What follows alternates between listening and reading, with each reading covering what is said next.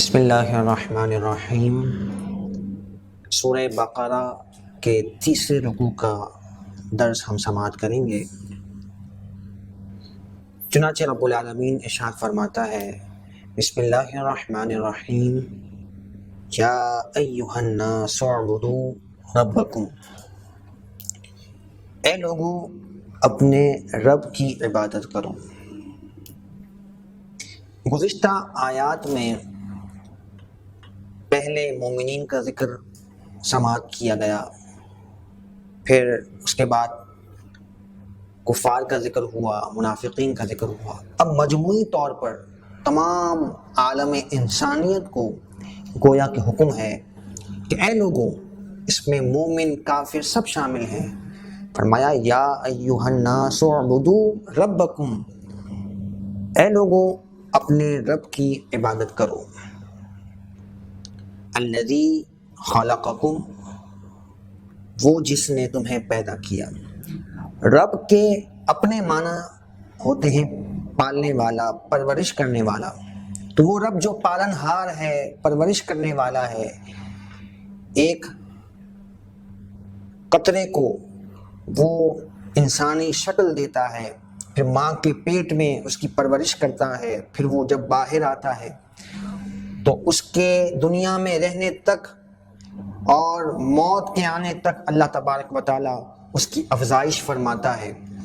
اسی طرح آپ پودوں میں لے لیجئے، ایک بیج کو زمین میں ڈالا جاتا ہے، پھر وہ زمین پھاڑ کر نکلتا ہے اور وہ بالآخر ایک تناور درخت بن جاتا ہے، پھل اور پھول دینا شروع ہو جاتا ہے۔ تو یہ اللہ تبارک و تعالیٰ نے نظام رکھا ہے، اور کائنات کی اشیاء کو اللہ تبارک و تعالیٰ نے اس طرح نعمتوں سے مزین فرمایا ہے۔ تو وہی پالن ہار پروردگار رب ہے جو اتنی قدرتوں کا مالک ہے۔ الذی خلقکم، جس نے تمہیں پیدا کیا، والذین من قبلکم، اور ان لوگوں کو جو تم سے قبل تھے، تم سے پہلے تھے۔ لعلکم تتقون، تم عبادت کیوں کرو؟ تاکہ تم تقوی اور پرہیزگاری حاصل کر لو، تاکہ تم پرہیزگار بن جاؤ۔ تو یہ عبادت کا نفع اور فائدہ یہ خود انسان کو ہے، اور اللہ تبارک و تعالی ہماری عبادتوں کا محتاج نہیں ہے۔ اللہ تبارک و تعالیٰ نے ہم پر عبادتیں اس لیے مقرر فرمائی ہیں کہ ان کے ذریعے سے ہم تقوی و پرہیزگاری حاصل کر کے اللہ کی رضا اور خوشنودی حاصل کر کے جنت کو حاصل کر لیں۔ تو اس میں انسان ہی کا فائدہ ہے، اللہ تبارک و تعالیٰ کو ہماری عبادتوں کی کوئی حاجت نہیں ہے۔ تو جو رب اتنی قدرتوں کا مالک ہے، ساری کائنات کا پالن ہار ہے، جیسا کہ اگلی آیت مبارکہ میں بھی ذکر کیا گیا، پروردگار اب عز و جل نے اپنی قدرتوں کو بیان کیا۔ تو جو پروردگار اتنی قدرتوں کا مالک ہے تو وہی اس لائق ہے کہ اس کی عبادت کی جائے۔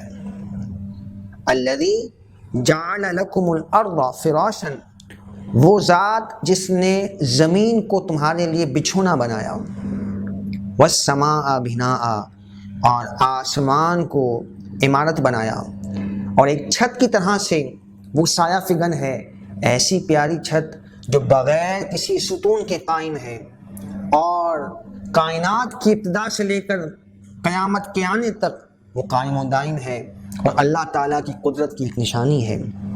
پھر فرمایا وَأَنزَلَ مِنَ السَّمَاءِ، سما عربی میں آسمان کو کہتے ہیں، اور ماءً پانی کو کہتے ہیں۔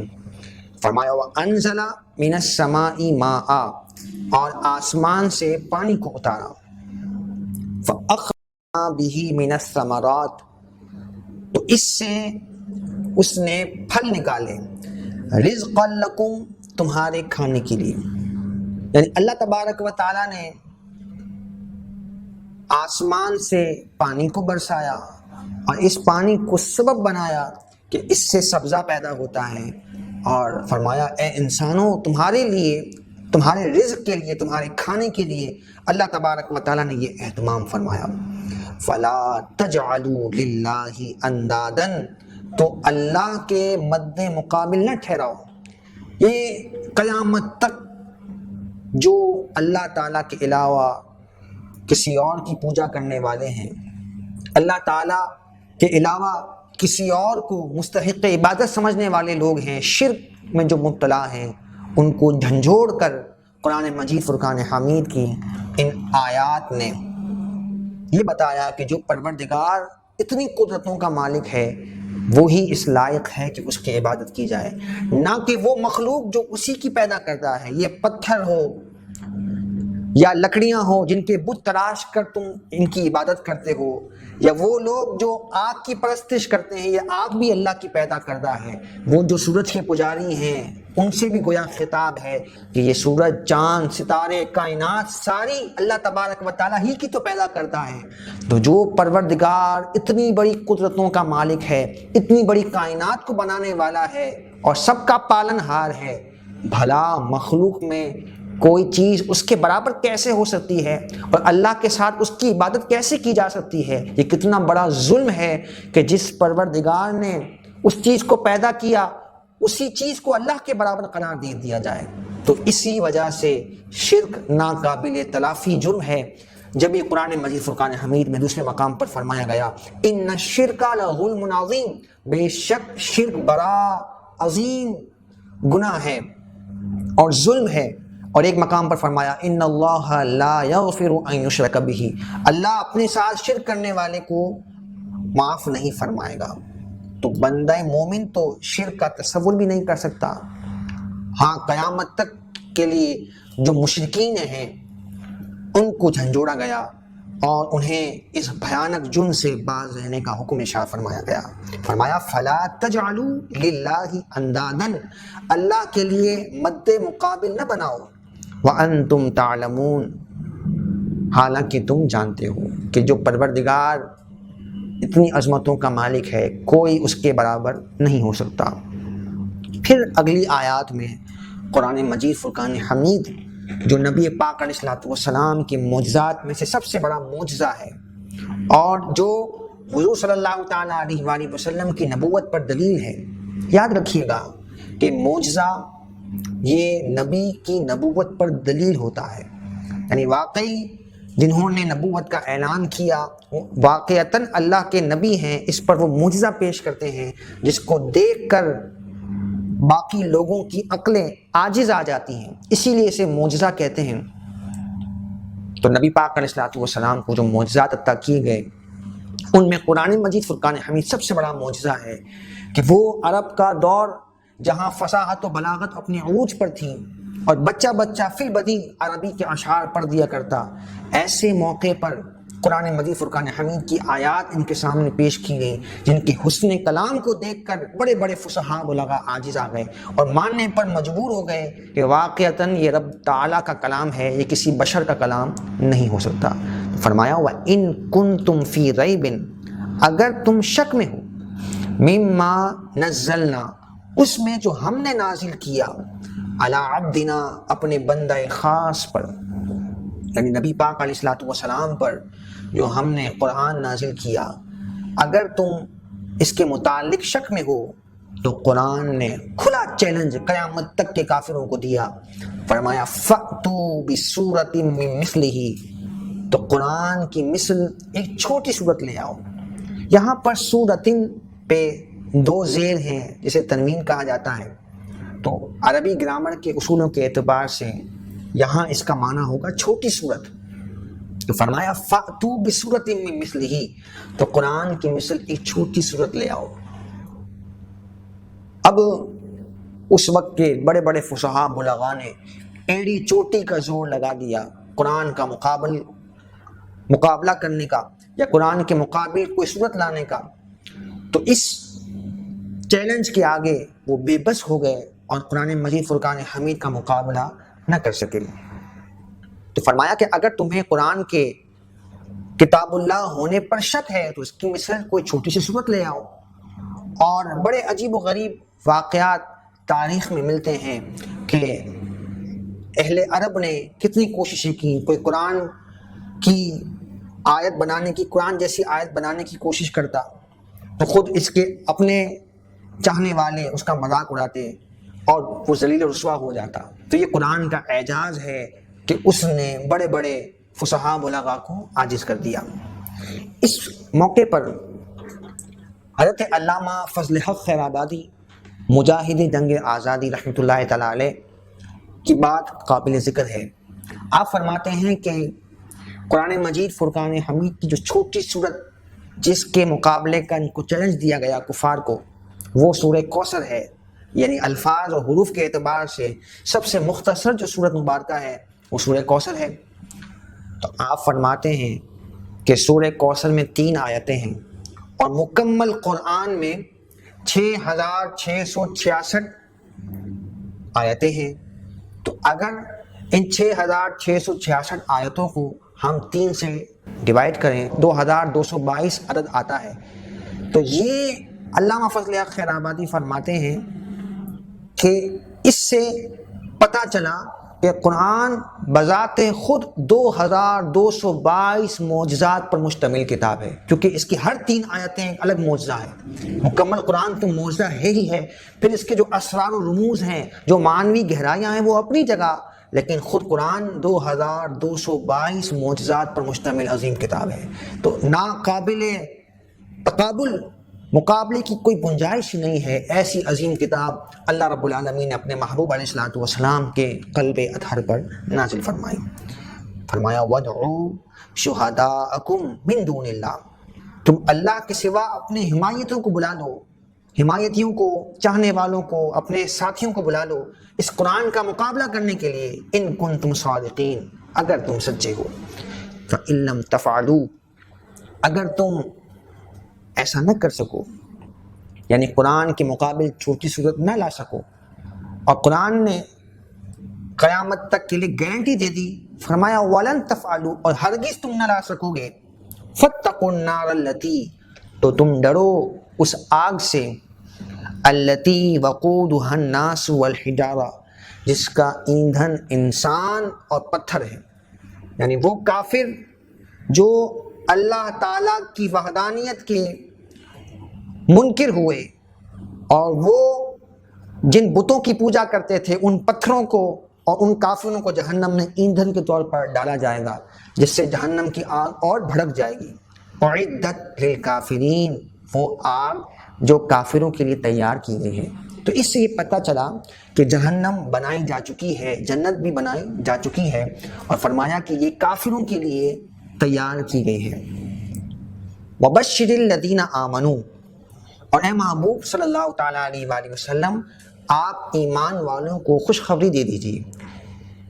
قرآن مجید فرقان حمید کا یہ اسلوب ہے کہ اللہ تبارک و تعالیٰ جب عذاب کا ذکر فرماتا ہے تو اس کے ساتھ نعمتوں کا اور نیک بندوں کا ذکر بھی فرماتا ہے، تاکہ تقابل ہو جائے اور قرآن پڑھنے والے کو راستے کے تعین میں آسانی ہو جائے کہ جو منکر ہے، کافر ہے، اس کا کیا انجام ہے، اور جو نیک بندہ ہے، ایمان والا ہے، اس کے لیے کیا انعامات ہیں۔ تو اکثر جگہ آپ قرآن مجید فرقان حمید کا مطالعہ کرتے ہوئے یہ محسوس کریں گے کہ جہاں عذاب کا ذکر ہوتا ہے وہاں نعمتوں کا ذکر بھی ہوتا ہے، اسی طرح جہاں پہلے نعمتوں کا ذکر ہوتا ہے اس کے ساتھ عذاب کا ذکر کیا جاتا ہے، تاکہ تقابل کرنے میں، کمپیریزن کرنے میں آسانی ہو۔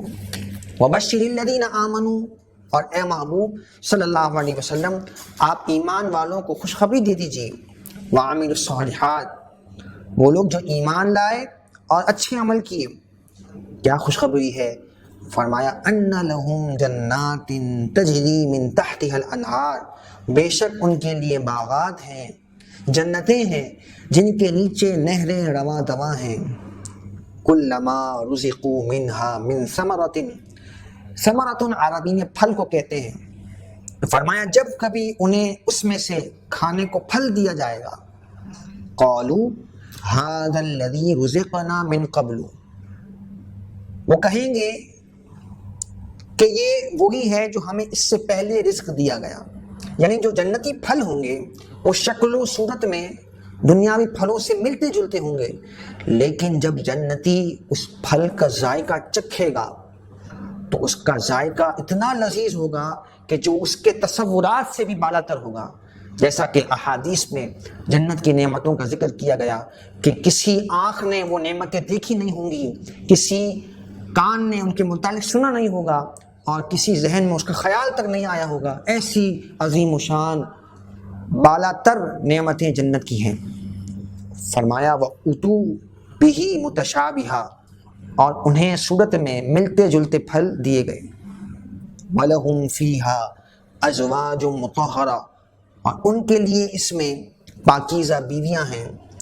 مفسرین فرماتے ہیں کہ یہ وہ بیویاں ہوں گی جن سے دنیا میں انہوں نے نکاح کیا ہوگا، اور اس کے علاوہ جنت میں اللہ رب العالمین کی جانب سے مومنین کو حوریں عطا کی جائیں گی جو پاکیزہ ہوں گی اور ہر قسم کی غلاظت سے اور گندگی سے وہ پاک اور صاف ہوں گی. وَهُمْ فِيهَا خَالِدُونَ، اور اس میں وہ ہمیشہ رہنے والے ہیں.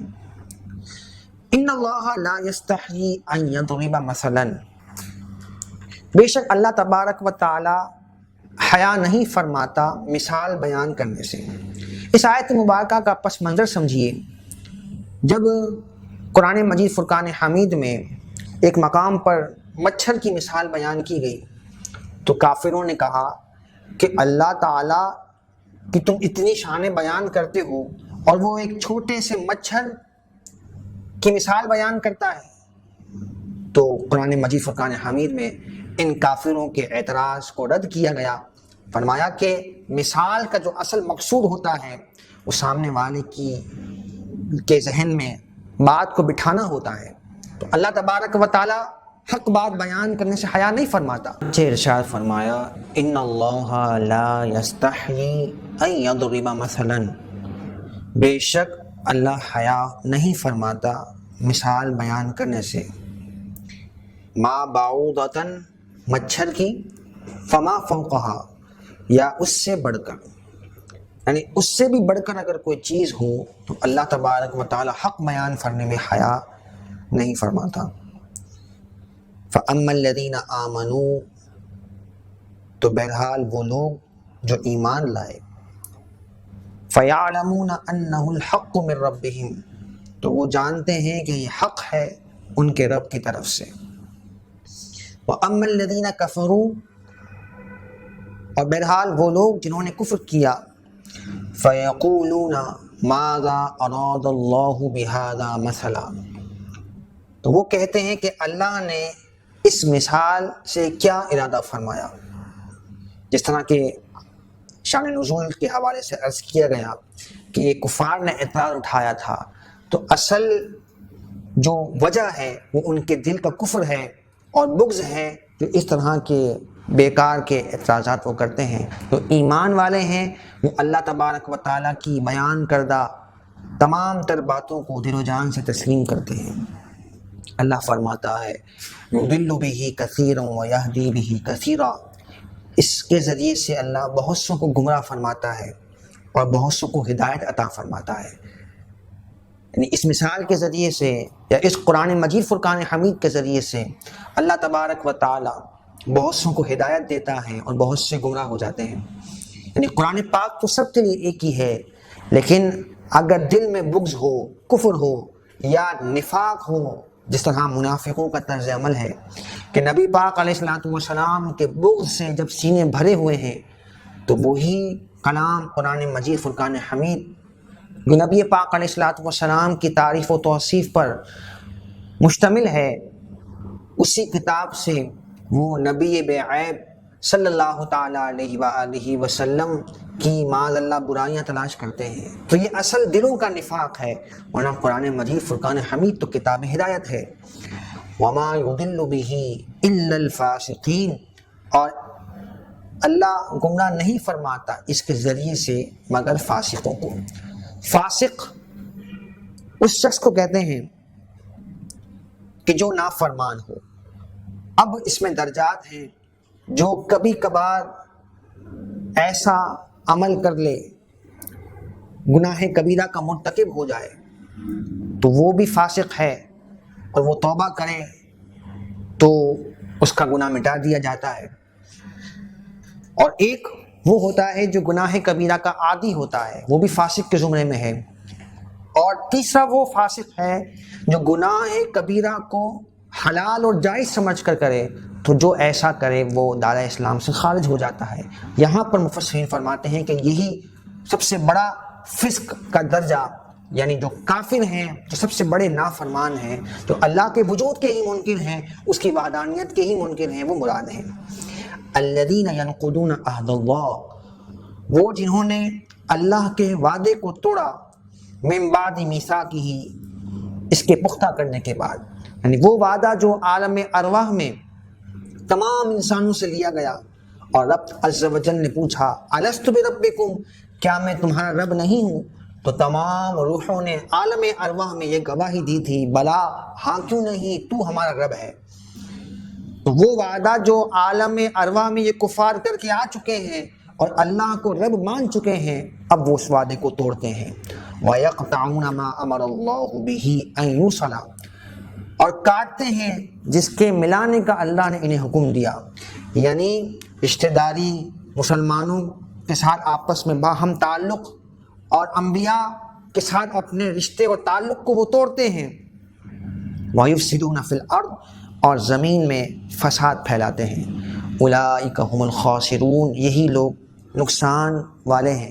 کتنا بڑا نقصان ہے کہ ہدایت کو چھوڑ کر انبیاء کی مخالفت انہوں نے اپنا لی اور اللہ تعالیٰ کے دین کے دشمن ہو گئے۔ کیف تکفرون باللہ، بھلا تم کیسے اللہ کا انکار کرتے ہو؟ وکنتم امواتا، حالانکہ تم مردہ تھے، فاحیاکم، اس نے تمہیں زندگی دی، یعنی تمہارا کوئی وجود نہیں تھا، تمہیں ایک مرحلوں کے تسلسل کے ساتھ اللہ تبارک و تعالیٰ نے وجود دیا، تمہیں زندگی دی۔ ثم یمیتکم، پھر وہ تمہیں موت دے گا۔ ثم یحییکم، پھر قیامت کے لیے تمہیں دوبارہ اٹھائے گا، تمہیں دوبارہ زندہ کرے گا۔ تو جو رب تمہیں موت دینے پر، زندہ کرنے پر قادر ہے، تم اس کا کیوں انکار کرتے ہو؟ ثم الیہ ترجعون، پھر تم اسی کی طرف پلٹ کر جاؤ گے۔ والذی خلق لکم ما فی الارض جمیعا، وہ ذات جس نے تمہارے لیے جو کچھ زمین میں ہے سب کا سب بنایا تمہارے فائدے کے لیے۔ اللہ تبارک و تعالیٰ نے زمین کی تمام تر نعمتیں پیدا فرمائی ہیں، یعنی اس کا دینی فائدہ بھی ہے، دنیاوی فائدہ بھی ہے۔ دینی فائدہ یہ ہے کہ ان عجائبات کو دیکھ کر، ان قدرتوں کو دیکھ کر اللہ تبارک و تعالیٰ پر تمہارا ایمان اور مضبوط ہو جائے، اور دنیاوی فائدہ یہ ہے کہ اس سے تم نفع اٹھاؤ، کھانے پینے کی چیزوں کو کھاؤ پیو، اور جو آرام پہنچانے کی چیزیں ہیں ان سے تم فائدہ اٹھاؤ۔ فرمایا ثم استوى الى السماء، پھر اس نے آسمان پر استوا فرمایا، جیسا اس کی شان کے لائق ہے۔ لفظ استوا کا لفظی مطلب ہوتا ہے برابر ہو جانا، تو اللہ تعالیٰ برابر ہو جانے سے پاک ہے، جسم سے، جسمانیت سے پاک ہے۔ اس آیت کے کیا معنی ہے؟ یہ آیات متشابہات میں سے ہیں، اللہ اور اس کا رسول بہتر جانتے ہیں۔ فرمایا ثم استوى الى السماء، پھر اس نے آسمان کی طرف استوا فرمایا۔ بعض مفسرین نے فرمایا کہ اس کے معنی ہے قصد کیا، ارادہ کیا، یعنی زمین کی پیدائش کے بعد آسمان کی طرف رب العالمین متوجہ ہوا۔ فَسَوَّاهُنَّ سَبْعَ سَمَاوَاتٍ، تو ٹھیک 7 آسمان اس نے بنا دیے، 7 آسمان رب العالمین نے پیدا فرمائے۔ وَهُوَ بِكُلِّ شَيْءٍ عَلِيمٌ، اور وہ سب کچھ جانتا ہے، ساری مخلوق کے حالات سے باخبر ہے، اور ہر چیز اس پر روشن اور واضح ہے، اس کے علم سے کچھ پوشیدہ نہیں ہے۔ تو جو پروردگار اتنی قدرتوں کا مالک ہے، تو یہ کافر کیوں اس رب عز و جل کا انکار کرتے ہیں؟ اور بندہ مومن کے لیے بھی اس میں پیغام ہے کہ جو رب اتنی طاقتوں کا، قدرتوں کا مالک ہے، اتنی نعمتیں مہیا فرمانے والا ہے، پھر اس کی نافرمانی بندہ مومن کو زیب نہیں دیتی۔ اللہ تبارک و تعالی ہمیں ان آیات کا نور نصیب فرمائے۔